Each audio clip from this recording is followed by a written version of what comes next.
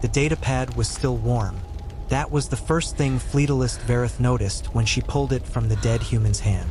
Not the blood, not the strange angle of the body. Not even the incomprehensible expression frozen on the creature's face. The warmth. The device had been active seconds before the human stopped moving. And the final entry had been logged not as a distress call, not as a weapon activation, and not as any military protocol her translation matrix could identify. It had been logged as a message home. Verith stood in the rubble of what her invasion maps called Sector 7, Grid 4, what the humans had called Cincinnati, and she turned the warm datapad over in her clawed hands. Around her, 12,000 VT soldiers were processing their first hour of what the High Command had declared the easiest planetary subjugation in VHT history. They were wrong. She didn't know how she knew that yet, but the warmth of the datapad told her something was deeply, catastrophically wrong. She just didn't know what. 48 hours earlier, the VT Consolidated Armada had emerged from transit fold at the edge of humanity's solar system with a fleet that had, in the last 2 centuries, absorbed 19 civilizations without a single military defeat. The hegemony of K, the Oran Collective, the Marathi Seed Worlds, 19 species, 19 flags, 19 moments of surrender, all catalogued and filed in the Armada's conquest registry as efficiently as a librarian filing overdue books. Humanity would be entry number 20. Fleet Commander Dross Velenkar had reviewed the intelligence thoroughly. He was not a careless officer. The human military capacity was documented, analyzed, and cross-referenced with behavioral models from 62 analogous species. Their weapons were kinetic and chemical, primitive by VT standards. Their warships numbered fewer than 400 operational vessels. Their population, while considerable, approximately 9 billion, was distributed across a single planet and several partially terraformed moons, all of which would be trivial to isolate. Most critically, humanity had no allies. They had been transmitting contact signals into the void for over a century, desperate, almost embarrassing in their eagerness for connection. No one had answered. In galactic terms, they were alone, young, and frightened. Standard pacification protocol, Velenkar had told his senior staff during the final briefing. We broadcast the absorption notice. We allow 48 hours for formal surrender, and if no surrender is received, we begin ground phase operations in their largest population centers. By cycle's end, this species joins the Consolidated. His intelligence officer, Prexen, had raised one of her forward limbs. Commander, there is an anomaly in the surveillance data from the past 72 hours. Human military traffic has increased by 600%, but the content is unusual. We cannot fully translate the intent. Unusual how? Prexen had paused. They do not appear to be mobilizing. They appear to be organizing something, but the organizational patterns don't correspond to any military structure in our database. Velenkar had looked at her for a moment, then turned back to his tactical display. They're panicking. Panicked species make irrational movements. Log it as irregular flight behavior and proceed. He would spend the next 3 weeks wishing he had listened more carefully to that pause. The absorption notice was broadcast in 17 languages, including English, Mandarin, Spanish, and the 3 most common constructed languages humanity used in international communication. Because the VT were thorough, the message was simple, translated by the VTH's linguistic algorithms with what they calculated to be complete accuracy. Resistance is not strategically viable. Surrender preserves lives. Absorption into the Consolidated is permanent and non-negotiable. You have 48 hours. Humanity's official response arrived in 31 hours. Velenkar had expected either a formal surrender document or a desperate military posturing message. The 2 responses every previous species had offered, varying only in how long they waited before choosing which one. Instead, the human response was a single sentence in 17 languages, each translation apparently verified by human linguists to ensure there was no ambiguity in meaning. The message read, "We understand. Please proceed." Prexen brought it to Velenkar personally, which was unusual. She typically delegated message delivery. "They're surrendering?" he asked. "That is one interpretation," she said carefully. "What is the other interpretation?" She didn't answer immediately. That was also unusual. "I don't know, Commander. I've run the message through 4 translation matrices and a behavioral prediction model calibrated against all 19 previous absorptions. The message is not a surrender, but it's not a defiance either. It doesn't map to anything in our behavioral archive. Velinkar stared at the message. We understand. Please proceed. They're bluffing, he said. Begin ground operations. Prexen left without responding. That was the 3rd unusual thing she had done in the same conversation, and he did not notice any of them. The landings began at 600 sites simultaneously across the planet's major land masses. This was standard VT doctrine. Overwhelming distributed force that prevented any coherent military response by engaging the enemy's attention at more points than they could defend. 12,000 soldiers per site. 720,000 VT ground forces supported by orbital fire platforms, atmospheric suppression drones, and the kind of logistical certainty that came from having done this 19 times before. The first thing the ground commanders noticed was that many of the human civilians were not fleeing. This was strange. In every previous absorption, civilian populations fled from landing zones. It was a biological imperative, a survival instinct, and the VT had built entire logistical frameworks around managing civilian displacement. Panic corridors, containment vectors, reabsorption camps, all of it was designed around the assumption that non-combatants would run. Human civilians were not running. Many of them were standing, watching. Site Commander Harold, overseeing operations in what the maps designated the Northern European sector, sent a priority message to Fleet Command after his first 20 minutes on the ground. Civilian behavior is non-standard. Population appears to have prior knowledge of landing locations. Request guidance. Velinkar responded. Proceed. Prior knowledge of landing locations is irrelevant. Our force projection makes location knowledge tactically meaningless. He was right. Technically, knowing where 12,000 heavily armed VT soldiers were going to land did not help you stop them from landing. But he had answered the wrong question because Harold Teff hadn't been asking whether civilians could stop the landings. He had been asking why they weren't afraid. At Site 7, Cincinnati, a human woman stood at the edge of the established perimeter with 2 young children and watched the VT soldiers move through the urban grid with what Verith, processing the scene through her translation matrix, could only describe as careful attention. Not fear. Not defiance. The expression her matrix returned was something between asterisk professional interest and a word it couldn't fully render, something adjacent to witnessing. Verith had flagged the civilian for standard relocation processing. The woman had not resisted. Before compliance officers moved her, she had looked directly at Verith and said something. The matrix rendered it. You should know that what you see is what we want you to see. Verith had logged it as probable psychological deflection, a mammalian coping mechanism under duress.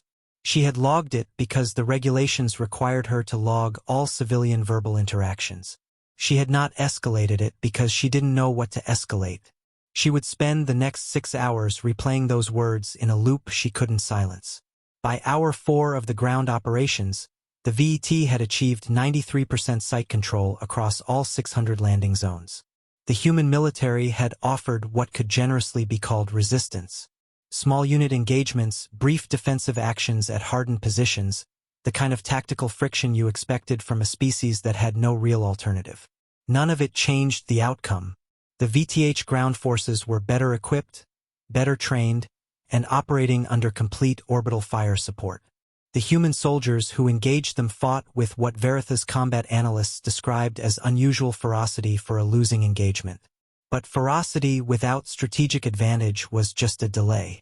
Except in every previous absorption, by hour 4, the military resistance had typically peaked and begun collapsing.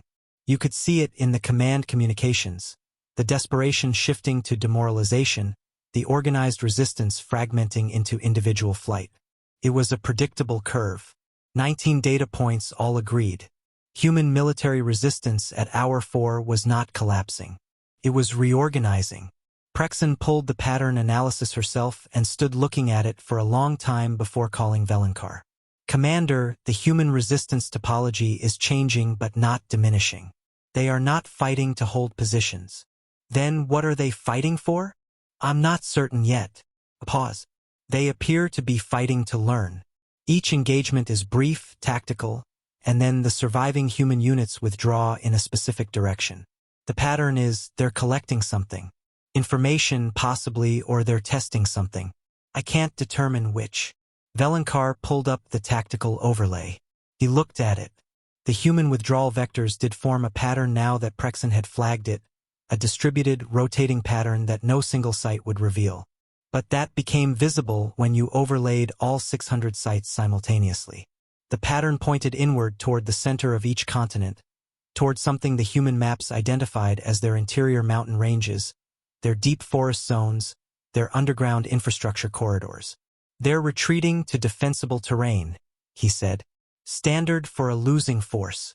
That is one interpretation, Prexen said. He recognized the phrase. She had said it once before about the surrender message. He felt something he would not have had a word for yet. A sensation his species did not have a common vocabulary for because they had never needed one. The sensation of a question forming that you aren't sure you want answered. What is your interpretation, Prexen? I think they knew exactly where we would land, she said. I think they knew which positions we would take first. And I think they're not retreating from us. I think they're moving into position. Position for what? She said. That's what I don't know.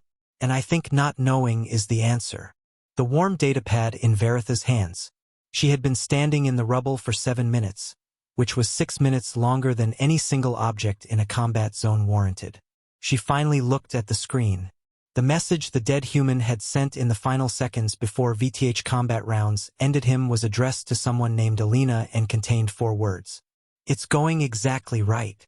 It's going exactly right. Verith looked at the body.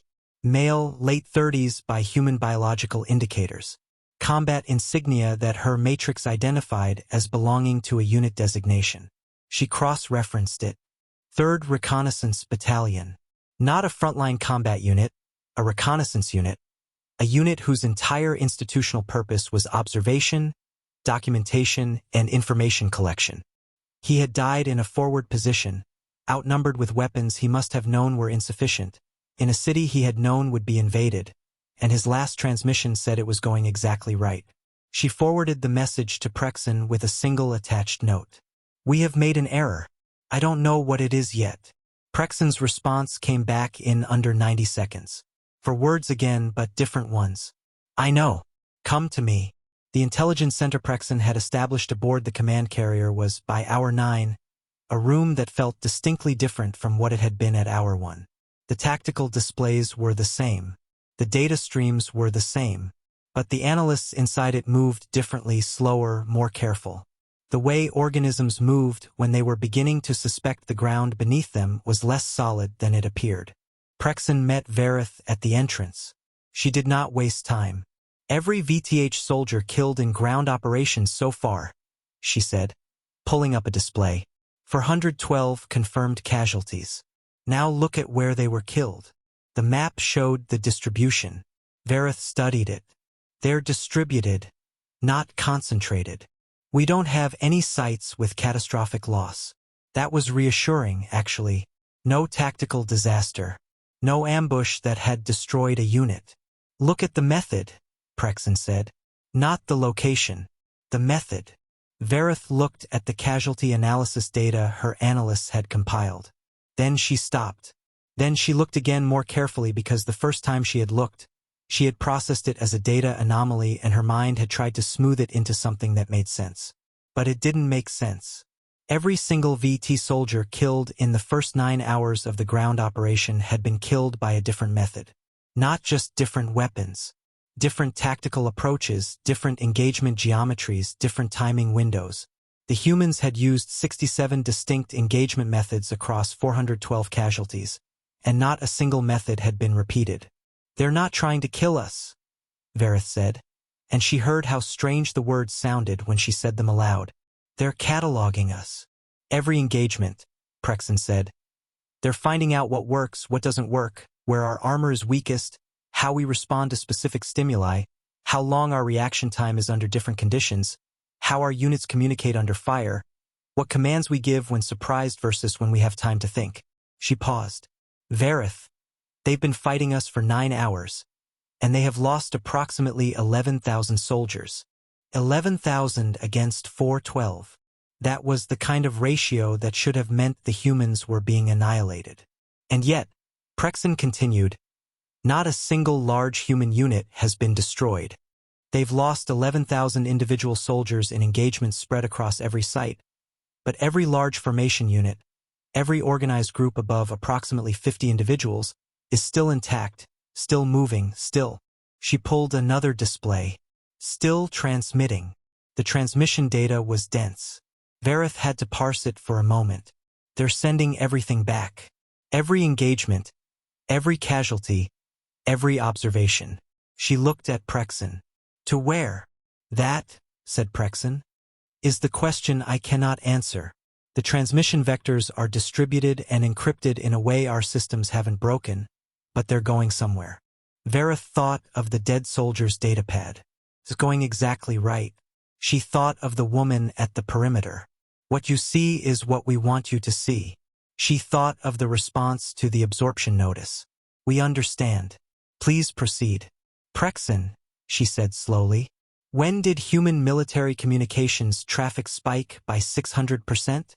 Prexen had perfect recall. 72 hours before our arrival. Which means they knew we were coming 3 days before we arrived. Yes, and in those 3 days they didn't mobilize to fight us. Prexen said. They prepared for something else. She looked at Vareth. Her expression had moved past the professional composure she had maintained all morning. And underneath it was something Vareth had rarely seen in a senior intelligence officer. Vareth, I think we need to tell the commander that this invasion is not proceeding as planned. How do we tell him what the actual plan is when we don't know what it is? Silence. The displays pulsed with incoming data from 600 sites. 11,000 dead humans, and something was going exactly right. Velankar did not take the briefing well. He was not a stupid officer, which meant his first reaction to a situation that violated his assumptions was not panic, but resistance. A highly intelligent being applying all of its considerable capacity to the project of explaining away the anomaly. They knew we were coming because our transit fold creates a gravitational signature detectable 12 hours out, he said. Not 3 days. Their message volume spike was 72 hours before arrival, Prexen replied. The gravitational signature would have given them 12 hours of warning. The other 60 hours of preparation happened before they had any physical evidence of our approach. Then they had intelligence assets. A spy, someone told them. Perhaps. That doesn't change what they did with the time. Which was? We don't know, she said. And that's the problem. Velankar stood at his command display for a long moment. Around him, the carrier hummed with the quiet efficiency of a military machine that had never genuinely failed. The displays showed 600 sites in various stages of consolidation. By any metric his training recognized, the invasion was succeeding. What do you recommend? He asked. His voice was controlled, but Vareth, watching from the edge of the room, heard something in it she hadn't heard before. He was asking because he didn't know. He had never, in 19 absorptions, not known. I recommend we find out where the transmissions are going, Prexen said, before we consolidate any further. And if we can't break the encryption in time, then we need to consider that we may be inside something that was designed for us to be inside. The room was very quiet. A trap, he said. I don't know what to call it. It's not a trap in any sense I have a word for. He looked at the displays for another long moment. Then he straightened. The resistance was back in his posture, the certainty that had carried him through 19 absorptions. We have 720,000 soldiers on that planet. We have orbital fire platforms. We have atmospheric suppression. Even if this is some form of complex ambush, they cannot harm us faster than we can harm them. Continue operations. Find those transmissions.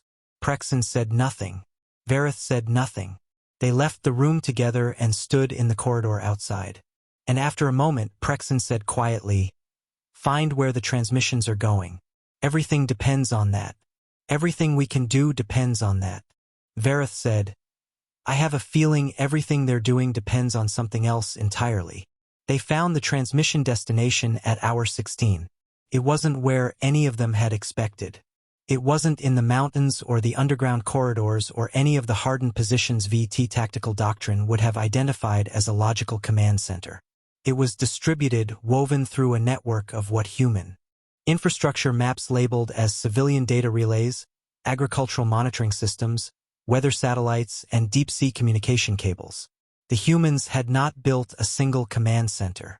They had turned their entire planetary infrastructure into a nervous system, and every single engagement, every single casualty report, every single observation from 600 sites was flowing through it in real time to not a location, but to a network of small, isolated teams distributed across every terrain type the planet offered.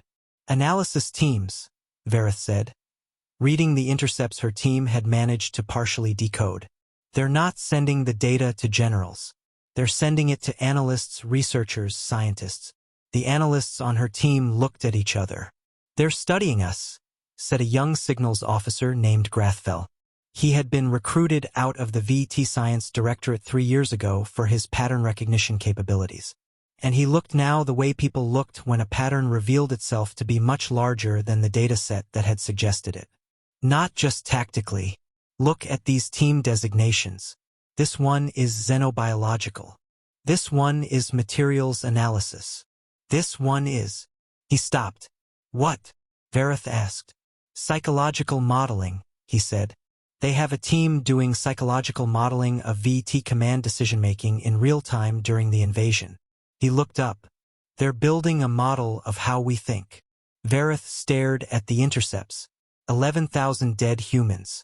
Each of them had died feeding data to researchers who were sitting somewhere in a mountain range or a submarine or a hardened bunker, building a complete technical and psychological profile of the species that was currently occupying their planet. And then the next question landed on her like something physical because she understood the shape of what she was looking at now, and the shape had a second half she hadn't seen yet. What are they going to do with the profile? She asked. Not rhetorically. She asked it the way you asked questions when you genuinely feared the answer was already obvious and you just couldn't face it yet. Grathfell's voice was careful. That depends on who they're sharing it with. They're isolated, Verith said. No galactic allies. She stopped. She looked at the transmission data again. The portions that were still encrypted, the portions that were not flowing to the internal research teams, the portions going. She traced the vectors. Suddenly, she was cold in a way that had nothing to do with the carrier's temperature regulation. Going up, not down, she said. Out into space. They're transmitting to something outside the planet. We would have detected any allied fleet, Grathfell said immediately. Yes, she agreed. We would have if there was an allied fleet. She stared at the outbound vectors for a long moment, and then the answer arrived, not with a dramatic flash, but with the quiet, terrible simplicity of something that had been true all along and was only now becoming visible. Pull the long-range astronomical data from the past 72 hours. Every transmission signature, every anomalous reading, everything the fleet's passive sensors logged but didn't flag as a threat. He pulled it. Took 4 minutes. When it appeared, they both looked at it for a long time without speaking. The data showed 11 separate contact signatures from the past 72 hours, from before the VT fleet had even arrived. 11 signals from 11 different directions. None of them large enough to register as vessels. None of them in configurations that any VT threat recognition system would have prioritized. Small, quiet, deliberately shaped to look like background noise. 11 alien signals. 11 species. Not a fleet. Not allies. Observers. Humanity had not been transmitting contact signals into the void for a century because they were eager and frightened and desperate for connection. They had been transmitting because they had been searching systematically, patiently, with a kind of long game, thinking that no species without their particular relationship with time could have maintained for every civilization within range. And when the VT fleet had appeared, humanity had sent a different kind of signal. Not a plea for help. A broadcast. A data package. The complete VT tactical, biological, and psychological profile assembled from 11,000 human deaths across 9 hours of deliberately designed engagement. Sent to 11 civilizations who had, until now, been deciding whether to surrender to the VT Consolidated. Verith found she was sitting. She did not remember choosing to sit. "Prexen," she said into the calm. Her voice was steady. She was proud of that. "I need you in the signals room now." Prexen arrived in 3 minutes, looked at the data, and said nothing for a very long time. "Then how many of those 11 civilizations are the VT currently in the process of absorbing?" "I already checked," Grathfell said quietly. 7 of them. 7 civilizations. 7 species currently under VT occupation or active pacification who had, in the last 9 hours, received a complete military intelligence package on the VT Consolidated's tactical weaknesses, psychological command patterns, biological vulnerabilities, material weak points. All of it assembled by 11,000 humans who had died specifically to gather it. Not fighting to win, fighting to learn, fighting to document, fighting to give 7 occupied species the information they needed to do what humanity alone could not. "We have to tell the commander," Prexen said. "He won't believe it," Verith said. "He'll call it speculation." "Then we show him," Prexen said. Her voice had changed. The composed intelligence officer was still there, but underneath it was something else. Something that Verith thought, after a moment, might be awe. "We show him the transmissions. We show him the responses." "What responses?" Prexen pulled a final data layer. The VT fleet's own communication intercepts. The signals it had been passively logging but not analyzing because they were incoming signals from non-VT civilizations, and the fleet's automated systems had flagged them as noise. There were 7 of them, each from a different direction, each in the communication format of a species currently under VTH occupation. Each transmission, when translated, contained the same 3 words in 7 different languages. Veritha's matrix processed the English translation fastest. "We are ready." "Ready for what?" Velankar said. He had not sat down. He was standing at his command display, the way a person stood when the ground had shifted and sitting felt like a concession. "Ready for what?" "We don't know yet," Prexen said. But the human data packages to those civilizations were specific and tactical. They included detailed analyses of our fire platform blind spots, our orbital suppression timing cycles, and what the human psychological modeling team assessed as our command structure's primary decision-making vulnerabilities. Velankar looked at her. "Our command vulnerabilities? Specifically yours, Commander. The model has your name in it." The room was very quiet again. 7 civilizations, he said, under our occupation, currently receiving military intelligence on the Consolidated, provided by humans who had never met them, who had nothing to gain from their freedom. He stopped. Something crossed his face that was unfamiliar on it. Not fear exactly, but the predecessor of fear, the moment just before a mind accesses the concept fully. Why? Why would humans sacrifice 11,000 of their own people for species they have no relationship with? "I've been trying to answer that question," Prexen said. "My behavioral models don't have a satisfying framework for it. The closest analog in VTH experience would be a reproductive sacrifice, dying to protect genetic offspring. But these humans weren't dying to protect their offspring. They were dying to protect strangers. Alien strangers they've never met who cannot offer them any reciprocal benefit. There must be an alliance, a treaty.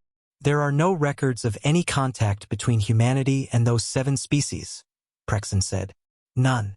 Humanity has been isolated for its entire spacefaring history. They did this for people they had never spoken to." The silence stretched. Verith watched the commander's face, and she watched something happen there that she thought might be the beginning of a different kind of understanding. Not tactical, not strategic, but deeper and more unsettling than either. "What does your model say?" he asked. "If you had to guess at their motivation?" Prexen was quiet for a moment. "Then I think they didn't want the Consolidated to be able to do this again to the next species. And the one after that. I think they looked at what was happening to civilizations across this region of space and decided that the most useful thing they could do wasn't survive the invasion." She paused. "It was to make sure the invasion technique stopped working." She paused again. "They turned their own planet into a weapons testing laboratory with themselves as the bait. And when they'd gathered enough data to be meaningful, they gave it away. Velankar stood very still. They allowed the invasion to begin so the invasion could be the last one, Vareth finished. She hadn't meant to say it aloud, but she had. The ship's communications array lit up before anyone could speak again. Not one signal. 7. All arriving within the same 60-second window, from 7 different directions, from 7 species under VT occupation, all of whom had spent the last 9 hours reading a tactical manual written in human blood. The first engagement reports reached the command carrier 4 minutes later. Then the second. Then the 5th. By the time the 7th came in, Velankar's tactical display had transformed from the clean, confident geometry of a successful absorption into something that had no name in VTH military doctrine. A simultaneous uprising across 7 occupied worlds, each one exploiting a specific vulnerability in VTH ground operations. Each one using tactics that the VTH had never seen before because they had been invented 9 hours ago by a species that had spent 11,000 lives learning exactly what worked. "Break off," Velankar said. His voice was quiet. "Begin recall of ground forces." "Commander," someone said from across the room, "we have 720,000 soldiers on the surface." "Begin recall," he said again, not louder, just more certain. Prexen caught Vareth's eyes across the room. Something passed between them. Not triumph, because this was not their victory. And not relief, because relief would come later, if it came at all. Something else. The particular sensation of witnessing something that would change the way you understood a concept you thought you had already fully understood. The recall took 11 hours. Not all of it was clean. The human resistance, now fully activated and operating on a complete tactical picture of VTH weaknesses, engaged the withdrawing ground forces with a precision that was different from the morning's probing engagements. Sharper, faster, coordinated across sites in ways the VT command system struggled to predict because the human psychological model of VT decision-making was accurate enough to anticipate the withdrawal vectors before the withdrawal orders were even issued. 14,000 additional VT casualties in 11 hours of retreat. The worst losses the Consolidated had suffered in 2 centuries. And still the humans transmitted. Still the data flowed outward to researchers building updated profiles, to the 7 species now fighting with the first edition of those profiles, to the 11 observers watching from the void, and to the record that someone somewhere was clearly keeping.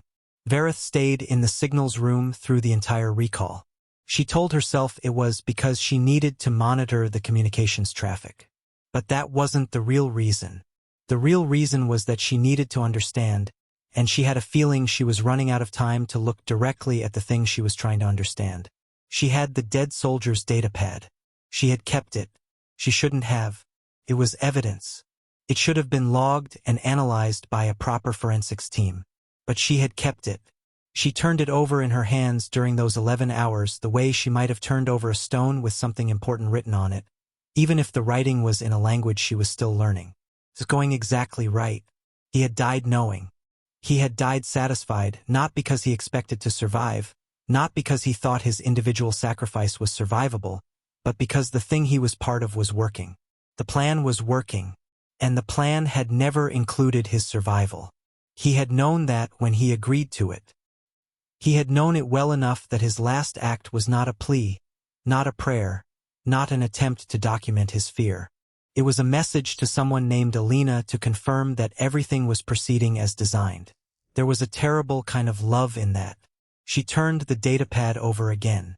The love of a person who cared so much about something that their own life became, in their own accounting, a resource rather than an end. Something to be spent meaningfully rather than preserved selfishly. The VTH had a concept for this in extreme forms, in situations involving family or hive units. But the human soldiers were not dying for family. They were dying for a strategy, for a future, for species they would never meet and civilizations that would never know their names. Was that love? She didn't have a word for it in VTH.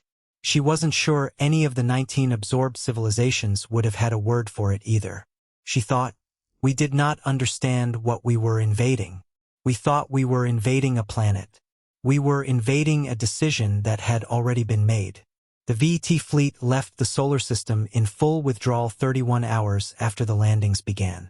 It was officially designated a strategic repositioning. In the annals of VTH consolidated military history, no campaign would ever be officially recorded as a defeat. And so the first human contact would be filed under a designation that translated roughly as inconclusive engagement with unanticipated complications. The reality moved faster than the official record. 7 occupied civilizations fighting with human-derived tactical intelligence had forced partial withdrawals on 6 of their occupied worlds by the time the VT fleet cleared human orbital space. 2 of those worlds would achieve full liberation within the next standard cycle. The other 4 would take longer, harder fights, but they were fights now. Not surrenders. Not absorptions. Fights. The High Command convened 17 emergency sessions in the following weeks.